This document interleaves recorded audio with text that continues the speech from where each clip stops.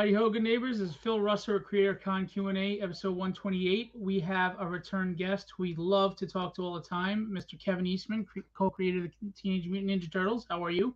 I'm doing great, Phil. How are you? So glad to be here. Awesome to have me back. Thank you. Yeah, I love talking to you. I appreciate that I get the opportunity. Pleasure. So I know we have a time crunch, so I'm going to get right into things. First of all, happy belated birthday to you and Courtney. Thank you very much. Last Ronin number 5 came out after a few delays, but you know what? I read it. It was great.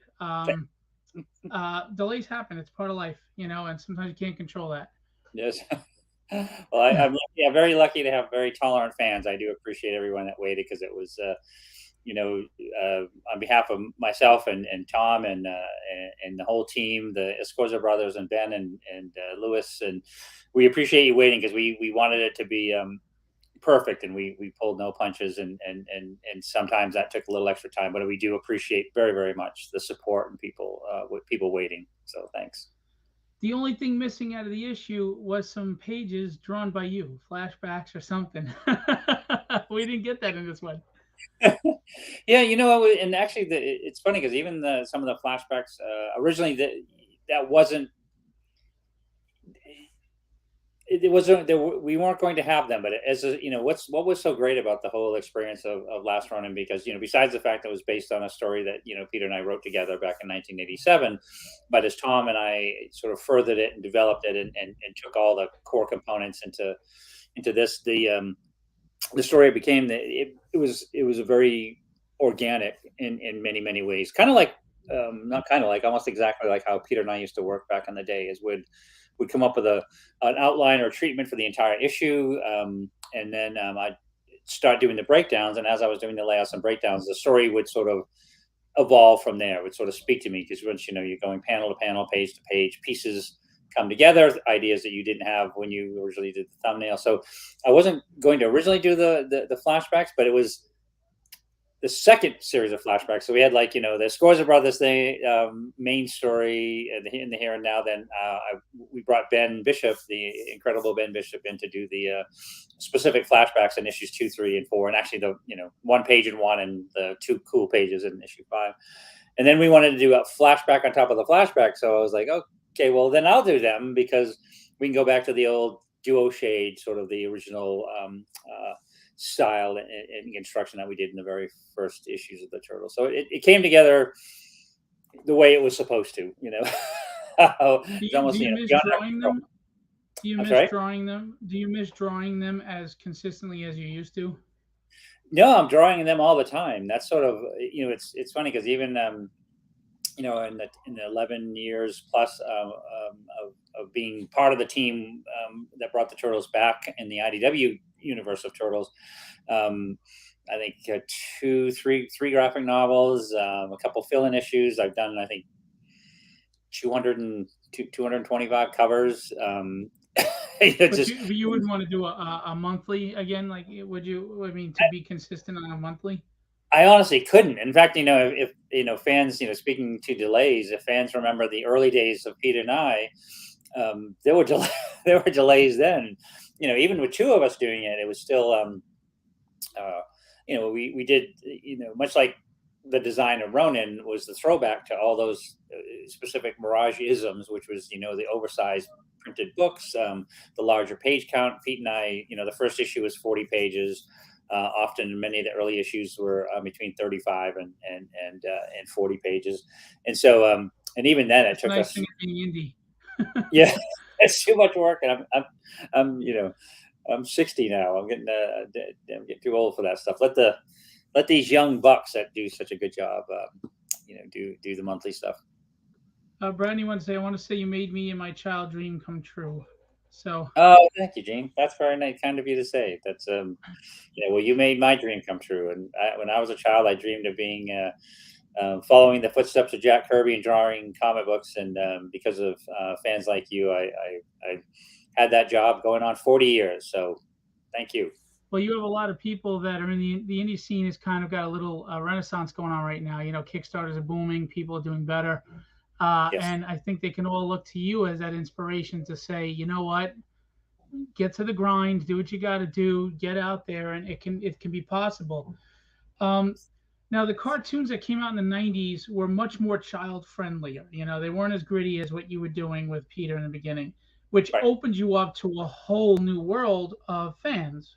Yes. And I don't mean to put you on the spot with this question because I know you're happy that that happened, Mhm. but was Ronin inspired like to I know you had the story from years ago, but were you inspired to get it back again because you really wanted to get back to that grit that you started with the title, or Well, no, was it's it just it's itching on you?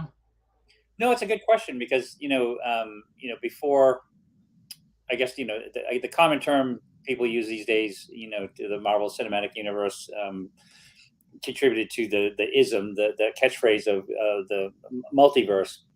There's always been different. I remember when there's 5 different Spider-Man books going on at once, and there's always Right. been different. 3 or 4 different Batman books. There's always been multiverses and different comic series, and then with the Turtles, it's no different. We were lucky that we had the Mirage Studios, and we always kept the black and white comic books as our part of the original series that we did. When we worked on the development and were, part of the process for the animated series, we knew that was very specifically written for a younger audience, and we loved how it was done. We approved it. We worked on it all, and then I felt like the movies within that context of that original universe was somewhere in between. It straddled that black and white and cartoon series. But when we started on the creating the Turtles universe within IDW, it was very much intended to be for that older audience, closer to the original Mirage audience. If you read Right. the ongoing IDW series, it is grittier, it's edgier. There's some scenes that were, I even thought like, whoa, Nickelodeon is really letting us, cutting us some slack and letting us really push the boundaries a little bit here. But Ronin takes it to that next level where, having built Exactly. the foundation through the IDW Turtle universe, we wanted to go all, Dark Knight on it and really go super, super edgy and really go back to the Mirage universe with respect to everything that we did at By IDW. the way, forgive me if you hear my two small children running around and banging things. No, usually, yeah, usually we got 2 cats and a couple wiener dogs. And usually, it's complete mayhem around here too, and I love it. I think it makes it Oh yeah, happy. they're fun. And I mentioned something that I'll be interviewing. They're like, and my oldest daughter, she's 10. She was excited. She's like, "Wow, really?" Oh, Um, yeah, she likes the turtles. awesome. So obviously, I'm not going to give away any spoilers to what happened in the story, how it ends. But people have been reading. You've introduced new characters, like Casey. And are there? I mean, I don't know if you can tell us. Are there any plans to explore that character, or even just continue with this universe that you've created of turtles? That again, great question, and that is something we had not intended when we started it. But as the series grew and developed, and the response has been so wonderful, that we feel like some of the things that we created within that future universe, because it's set basically 20 25 years from where the ongoing story is now. We felt that there are some really wonderful, great opportunities to tell stories within that universe, because the one that we tell that brings you there into that space, well, there's that 25 years that led up to it, so you can do stories that sort of further that universe but still flash back to things that happened that Right. led up to things, say, before Last Ronin as a series. So it's definitely something Tom and I have talked about in great detail, and things that we'd like to do. So we're sort of waiting to see um, how that evolves. But at the moment, we literally, once Last Ronin wrapped, we jumped straight back into the all hands on a new section for the ongoing series called Armageddon Games, which is going to go sort of hand in hand with the amazing work that Sophie Campbell's been doing under her writing tutelage through the Turtledom. And so we're going to interweave those a bit more. So it's going to be a lot of fun, balancing both worlds. I have to give you credit. Again, not spoiling the ending, but it could have been a cliche ending. But you do something that was surprising, and it was pretty cool. I really liked it, and um, Thank I, you. I don't want to say why because I don't want to tip off anything or ruin it. But it was also genius in a way as Thank you. far as the future. So kudos to you on a great ending. Thank you very Um, much. Tom Rapka just wanted to say, Kevin Eastman, dude, much love. Much love back. We appreciate you. Cowabunga, bro. Woo! um, That's That's awesome. Brandy had a question, but it's actually a question I was going to ask you. I Oh, don't know if you saw Frank Miller and Dan DiDio are doing their new publishing company. Publishing companies seem to be like blowing up everywhere now. mm. Um, Obviously, you have a history with heavy metal and things like that. Your experience with your own book. Have Yep. you ever thought of pushing your publishing company to accept indie books and like support the indie community and because right now there really isn't anybody as a publisher that does that. They still want the big names to push books. Is that something you'd ever think about, or is it just not a good investment at this point? Well, I really felt, with Tundra, I done that to a great extent, sort of giving back to the community that gave me such joy and such life, and that has consumed me with passion for writing and drawing and telling stories. So with Tundra, having had that experience, and then what I noticed that the more I did that kind of work, publishing work, company work, having companies and that stuff, it means you actually have to stop drawing to run the company. Gotcha. And when I sort of pared down a number of things, including heavy metal and Thunder and all those things, I went back to what started me off in this whole business, which is drawing. So I feel like and we're very lucky at this time because even some of the new projects that I've done is self-published through my own company, Kevin Eastman Studios, which is kind of it's my own website. It's a fan site where you can find out, where I'm going for conventions, where we're, the latest news on all things, Kevin and stuff I'm doing with the Turtles. We self-published it through a couple Kickstarters, which was fantastic because it took me right back to the self-publishing days. But beyond that, I think I'm going to stick to, savoring every minute to spend with my family on the drawing board and then have at it. But I do, I was in the comic store this week, so I support indies and buy as much as I can when I can. Well, you twisted my arm. If you really need somebody to run your publishing company, we can talk. Okay. Yeah. um, so, I mean, honestly, the one thing I have to say, I get to interview a lot of big names. I run my own conventions. I get to meet a lot of, legends in the industry. But one thing that stands out with you all the time to me, and this is just being genuine, is you are still a fanboy. Mm. Period. I mean, you are still the guy that would stand in line with his book, waiting to get it signed by somebody you admired, and I think that's part of your success. I think the fans relate to you. You haven't put yourself so far in a stratosphere that people don't relate to you. You know what I mean? So I think that's wonderful. Well, thank you. Um, And I like to just point out that first, thank you, and I am that kind of fan because, and coincidentally, we just did our second show back from COVID, and we were in Huntsville, Alabama, and I went and stood in Rick Leonardi's line. I was a huge fan of Rick Leonardi, and I was starstruck, man. He's fantastic, and so I went and bought a couple originals and some prints and got to say hi to him and took a picture with him. And but yeah, I was I love it. Very Cloak and much. Dagger stuff he did was great. Yeah. Yeah, he's great. So it was great. So. Tom Rapka, just real quick, I wanted to ask: do you have any advice to build a fan base in today's indie scene? Because he's, just like myself, he's doing his own indie book, and so I don't know if you have any advice. No, I think you're probably any advice that I would give you, I'm sure you're already on top of, and that's when Peter and I did it, it was a very different place and time. Obviously, there was no internet, no cell phone. It was our internet was a weekly newspaper called the Comics Buyer's Guide. Remember the Right. Comics Buyer's Guide? I love Yes, them. I do. Don and Maggie Thompson, God bless them, they're so awesome. But it was all word of mouth. We went through comic book stores, and there was a few indie, Amazing Heroes and a few things like that. But these days, just building awareness through all your social media, through your social contacts, fan sites, and build your relationships that way, and sort of build your fan base that way.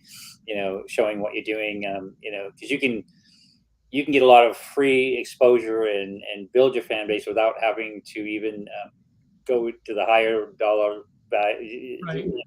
of printing your own book, which is something you can, once you have a fan base, and you say, well, I'd like to try to print 3,000 copies and sell them, and you would have a fan base that would support it, like a Kickstarter, things like that, which is it's everything comes down to social media and building that fan base out there online. I mean, it's amazing what you and Peter did back then when everything was just you had the guy with the messenger biker, going across the city, Yep. Um, That now was you were saying you love drawing and that's where your heart is, of course. Have you thought of creating something new, like not Ninja Turtles related, just trying to put a new IP out there and market that, or? yeah. In fact, we're doing one of the ones we did through Kickstarter. David Abalone and I, and series artist Ben Bishop, we created a concept called Drawing Blood, which we did as a Kickstarter for the first 4 issues in 2017. We did the next 4-issue Kickstarter in 2019, which we're finishing now, because I actually stole Ben Bishop from Drawing Blood to work with me on Last Ronin, and so now we're going to wrap up that, and then we got one more. But it's a comic that's kind of a completely fictional, true story about a guy that lives in the world of comic books, and that we know is a world of comic books. And it's kind of a it's a love letter to all things comics, a little semi-autobiographical, but more sort of, it's a sort of an everyman sort of going into comics and making his way and having some success, and then trying to find that creativity again, kind of thing. But it's called Drawing Blood. And if you go to, again, KevinEastmanStudios.com, you can see, things on where we're going, things, the latest and the greatest on Drawing Blood.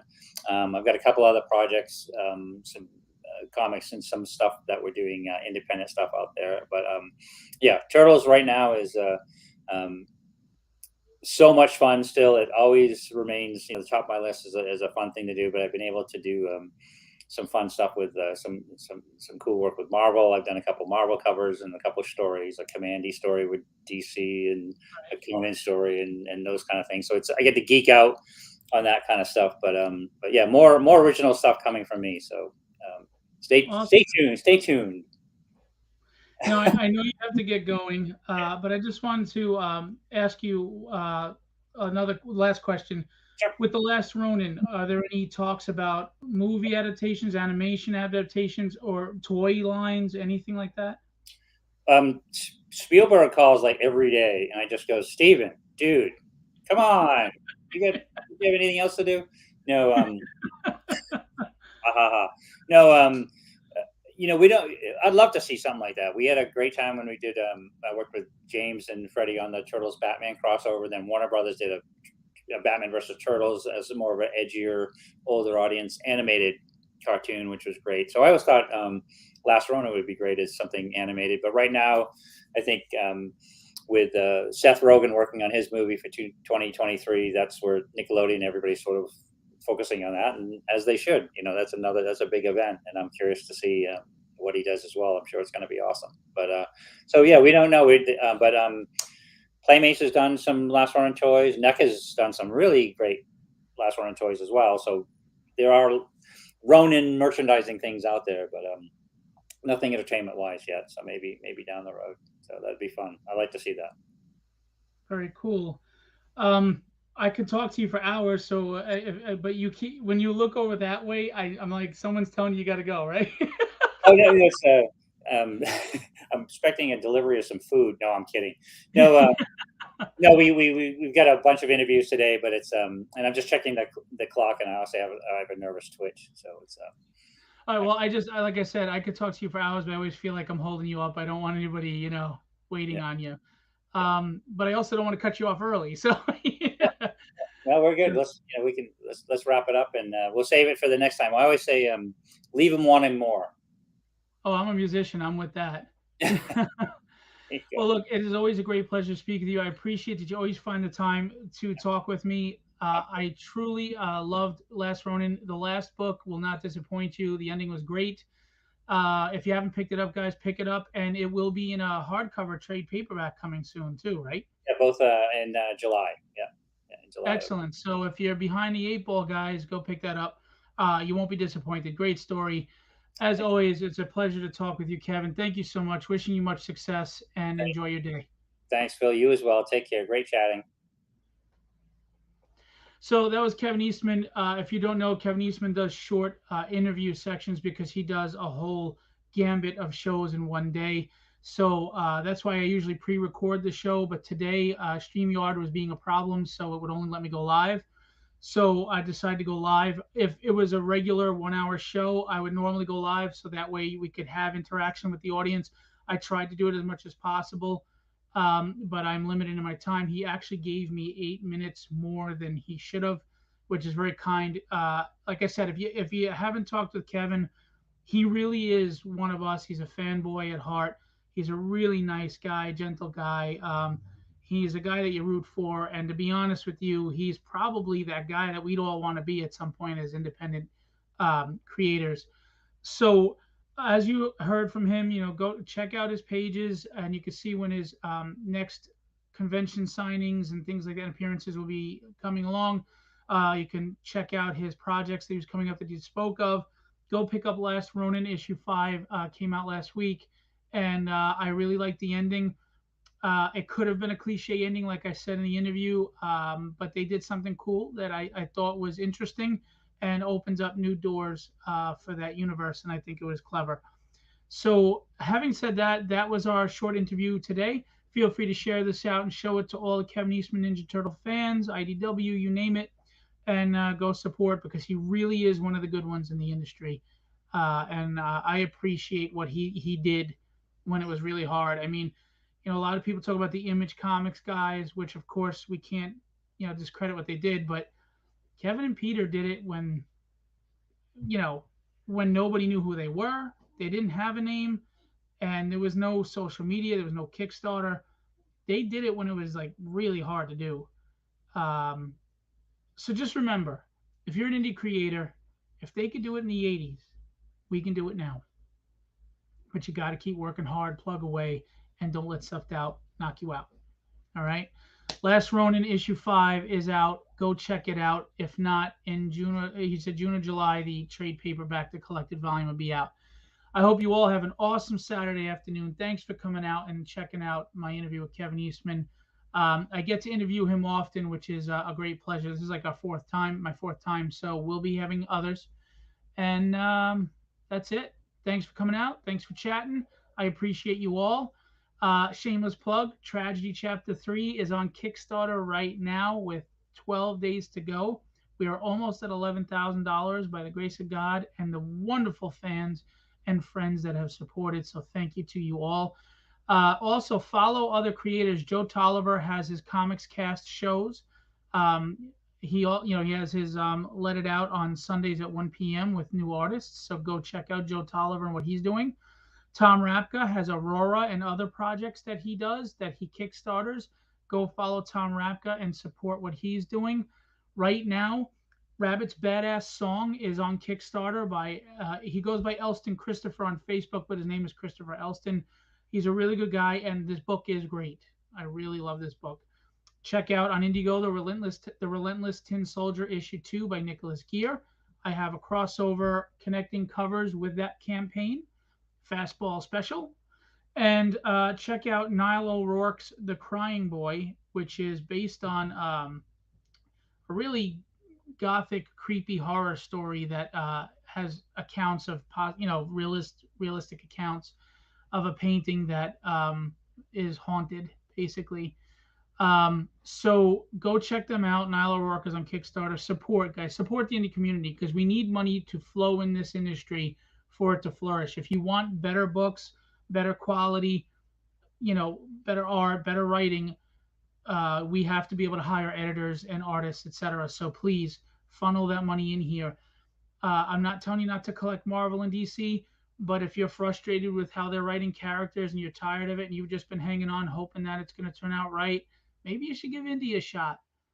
You'd be surprised. There's a stigma that indie aren't quality books.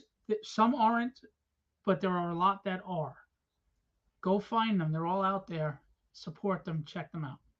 All right. And tell your comic store. If you backed a Kickstarter and you like that creator's book, go tell your local comic shop to carry it and let everybody know that it's solid. That's the best thing you can do to help us. All right. God bless all of you. Have a wonderful Saturday and even better Sunday. And I'm going to leave you with what I always leave you with. Be legendary and have fun storming the castle.